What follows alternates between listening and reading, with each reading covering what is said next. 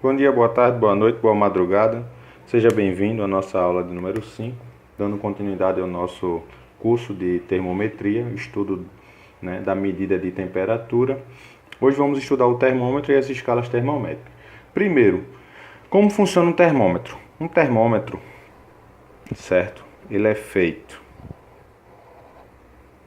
de um tubo de vidro, certo? Um tubo de vidro. Esse tubo de vidro tem um capilar, um vaso, um fino tubo capilar, que é esse do dentro, certo? Na verdade, isso aqui não é um tubo de vidro. Esse aqui é uma haste de vidro. Essa haste, tá certo? Dentro dela, aí sim eu tenho um tubo propriamente dito. Aqui dentro. Essa parte aqui é oco. Aí sim é um tubo oco chamado tubo capilar. O diâmetro desse pequeno tubo fino aqui dentro, tá certo? É menor do que um fio de cabelo, do que o diâmetro de um fio de cabelo. Então, por isso que é chamado tubo capilar.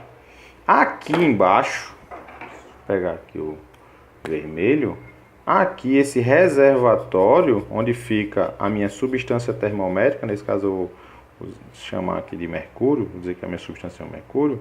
Esse é o bulbo, que é o reservatório. O reservatório, onde fica o mercúrio, tá certo? Chamado bulbo. E esse reservatório de mercúrio, tá certo? Ele contém a substância termométrica que, ao entrar em contato com o corpo, vai sofrer, tá certo? Uma variação na sua altura. O nível de mercúrio vai subir. Lembra na aula de número 1, quando a gente estudou a noção de estado térmico, eu falei que algumas propriedades variavam com a temperatura.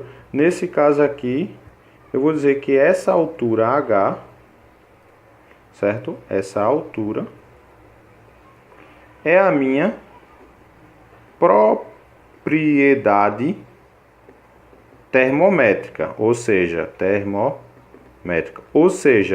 é a propriedade que vai variar com a temperatura. E essa altura varia com a temperatura, certo? Usando uma dilatação através do aumento de temperatura. Quanto mais quente, o nível de mercúrio sobe. Quanto mais frio, o nível de mercúrio baixa. Agora, lógico, isso não é instantaneamente, porque como o tubo é fininho, é capilar, tá certo? Se adere a uma força de coesão e adesão aqui na superfície do material, o nível de mercúrio sobe, registra a minha temperatura e não desce rapidamente. Então, o tubo capilar serve para isso, tá? Para que o nível de mercúrio suba pelas forças intermoleculares aqui, no aumento de energia cinética, no aumento da energia cinética média das moléculas, ao ser aquecida a altura do nível de mercúrio, mas não baixa rapidamente. Sem falar que aqui, tá certo? Tem um estreitamento. Na base aqui do bulbo eu tenho um estreitamento ou estrangulamento, que faz o nível de mercúrio subir fácil, mas não desce tão fácil. Para que ele possa descer, a mãe muitas vezes dá uma balançada assim no nível de mercúrio, no termômetro, para o mercúrio baixar, certo? Entendi, professor. O termômetro, o nível de mercúrio subir com aumento de temperatura, mas como é que eu sei qual é a temperatura que ele atinge? Perfeito. Toda vez que um termômetro era construído, na mesma hora, se fazia uma escala para ele, graduando essas alturas com cada valor de temperatura. Celsius, quando fez o seu termômetro, graduou o seu termômetro, fez a sua escala Celsius. Fahrenheit, da mesma forma. Kelvin também, certo? Eles graduaram. Agora, tem uma diferença na forma como cada um fez e onde é usado. A escala Celsius foi de um jeito. Vou falar a característica da escala Celsius. Escala Fahrenheit também tem as suas características. E a escala Kelvin também. Escala Kelvin. Bora lá. Bora lá. A escala Celsius leva o nome do seu criador, Celsius, tá certo? Um físico. E essa escala é utilizada aqui no Brasil e nos países, tá? Predominante nos países de língua latina. Ela é uma escala centígrada. O que é isso, centígrada? Tá certo? A gente vai ver daqui a pouco que é uma escala centígrada. A escala Fahrenheit, ela é utilizada nos países de língua inglesa, Estados Unidos, Inglaterra. Ela não é uma escala centígrada. Tá certo? Ela não é uma escala centígrada. A escala Kelvin é a escala do Sistema Internacional. Foi desenvolvida por Kelvin, Lord Kelvin, tá certo? William Thomson. Na verdade, ele recebeu, né, um título de Lord Kelvin pelos seus trabalhos, todas as suas contribuições, e o nome dele é William Thomson. O Lord Kelvin, tá certo? Ele fez a sua escala, tá certo? É a escala do Sistema Internacional e também é uma escala centígrada. E outra coisa, é também chamada de escala absoluta. Muitas vezes, quando uma questão pedir, me dê a temperatura absoluta, tá certo? Quando falar de temperatura absoluta, a pessoa, a questão, o exercício, está pedindo o valor em Kelvin. Agora, como é que eu graduo o meu termômetro? Preste atenção. É assim. Utiliza-se, tá certo? Pontos fixos da natureza. Pontos fixos da natureza. Preste atenção. Por exemplo, eu vou pegar aqui um reservatório, 2 reservatórios. Vou colocar o meu termômetro dentro.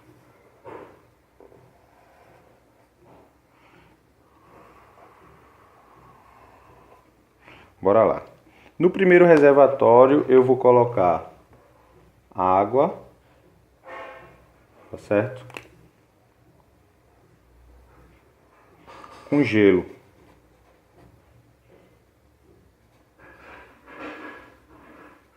Água e gelo. Coexistindo aí, água e gelo. Água no estado líquido, mais água no estado gasoso. Certo? E esse valor é fixo na natureza. O valor da temperatura de água e gelo, Celsius chamou de 0 graus Celsius. E aí ele observou o nível do mercúrio nessa temperatura, nesse certo estado térmico. E ele viu que o nível de mercúrio estava num certo ponto. Aí ele marcou, ele chamou esse ponto de 0 graus Celsius. Depois ele levou o termômetro dele para outro reservatório e com água, só que agora a água coexistindo com vapor, em equilíbrio térmico com o vapor. Então, essa água no estado líquido mais vapor, tá certo? Ele chamou isso de 100 graus Celsius e observou onde é que o nível de mercúrio iria parar. E a propriedade termométrica da altura da coluna de nível de mercúrio, tá certo? Ele marcou a que altura isso colocaria. A altura do ponto de vapor e a altura, tá certo? Do ponto de gelo. Ele fez isso para água mais gelo e para água mais vapor. e encontrou 0 e 100. Fahrenheit fez a mesma coisa, mas tem uma diferença. Tá certo? Observa aqui.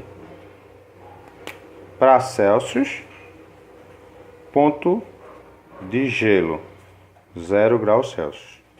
E o ponto de vapor, 100 graus Celsius. Ele pegou esse comprimento e subdividiu em partes. Sabe quantas partes ele fez isso? 100 partes. Por isso a escala Celsius, tá certo? É chamada escala centígrada, que a gente falou agora. Que foi dividida em 100 partes. Já a escala Fahrenheit, ele fez a mesma coisa. Mediu essas duas temperaturas. Porém, tá certo? Ele não registrou para a temperatura de ponto de gelo, esse ponto fixo na natureza. Ele registrou como sendo 32 graus Fahrenheit e não 0. E o ponto de vapor, ele chamou de 212 graus Fahrenheit. Subdividindo, então, a sua escala em 180 partes. Por isso ela não é uma escala centígrada. Perceba que a mesma temperatura, que é a temperatura de água mais gelo, que na escala Celsius é chamada de 0 graus Celsius, na escala Fahrenheit é 32 graus Fahrenheit. É a mesma temperatura, porém usando escalas diferentes, lógico, vai registrar valores diferentes. E outra coisa que é interessante é que isso, tá certo? Cada subdivisão dessa, que eu digo que isso é 1 grau Celsius, aqui, essa subdivisão que eu chamo de 1 grau Fahrenheit, não tem a mesma intensidade. Ou seja, o que eu estou dizendo é que uma variação em Celsius é diferente de uma variação em Fahrenheit. Se a variação em Celsius foi de 10 graus Celsius, não significa que em graus Fahrenheit também será de 10. Na próxima aula a gente vai ver essa diferença. E a equação e uma relação entre escala Celsius e escala Fahrenheit. Na aula de número 6, as escalas relativas usuais, uma em relação à outra. Não deixe de assistir a aula de número 6.